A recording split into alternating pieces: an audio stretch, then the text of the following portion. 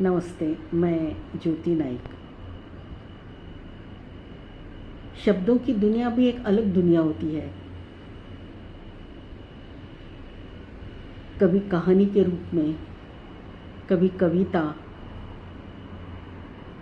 कभी ग्रंथ, कभी शायरी, किसी भी रूप में हमारे सामने आती है। और जब हम उन शब्दों में छिपे हुए एहसासों को महसूस करते हैं तो एक अलग दुनिया में पहुंच जाते हैं। इसी के ऊपर एक छोटी सी रचना है, शीर्षक है कविता से राफ्ता। किताबों की दुनिया की सैर करते करते एक दिन अचानक कविता से मुलाकात हो गई। देखते ही मुझे कहने लगी, मैं क्या हूँ बता सकती हो? मैंने हैरानी से उसे देखा और हंसकर कहा, तुम तो शब्दों की सखी हो। तुम तो इंसान की भावनाओं का सागर हो। जानती हो, जब तुम नज़ाकत से भरे लफ्ज़ों पर सवार होकर आती हो तो दुल्हन के समान शर्मीली लगती हो। मेरा यह कहना था कि सचमुच वो दुल्हन की तरह शर्मा गई। मैंने कहा, जानती हो, जब तुम ओजस्वी शब्दों पर सवार होकर आती हो तो कायनात तक कांप उठती है। जब तुम दर्द भरे गमगीन शब्दों के साथ आती हो तो आसमां भी रो पड़ता है। जब तुम इठलाती रूमानी शब्दों के साथ स्वर लहरी पर घूमती हो तो सारा जहां रूमानी हो जाता है, एक अलग संसार में डूब जाता है। कलियां फूल बन जाती हैं, भौरे फूलों पर मंडराने लगते हैं, फिजाओं में रोमांस छा जाता है। हर तरफ सृष्टि एक नव श्रृंगार की भावना से भर जाती है। मेरा इतना कहना था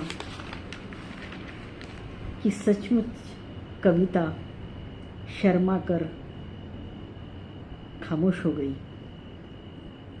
मैंने कहा, सच कहती हूँ कविता, तुम हो तो मैं हूँ, तुम हो तो ये महफिल है, तुम हो तो ये समा है। सुनते ही कविता ने मेरे हाथ थाम लिए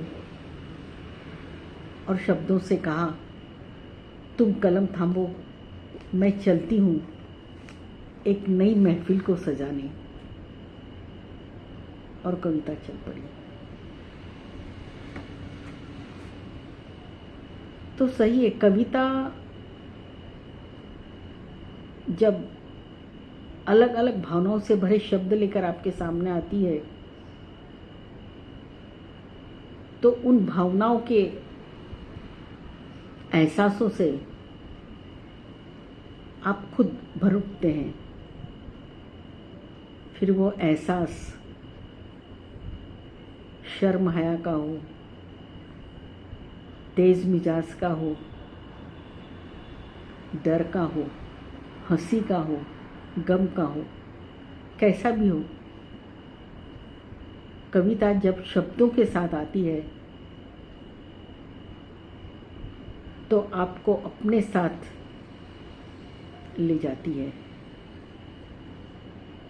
उसको कहना नहीं पड़ता, चलो, आप खुद चल पड़ते हैं, खुद ब खुद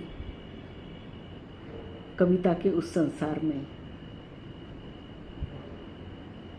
तो इसीलिए कविता है तो हम हैं तो कविता है। आपको ये रचना पसंद आई तो सब्सक्राइब कीजिएगा, कमेंट्स कीजिएगा। धन्यवाद।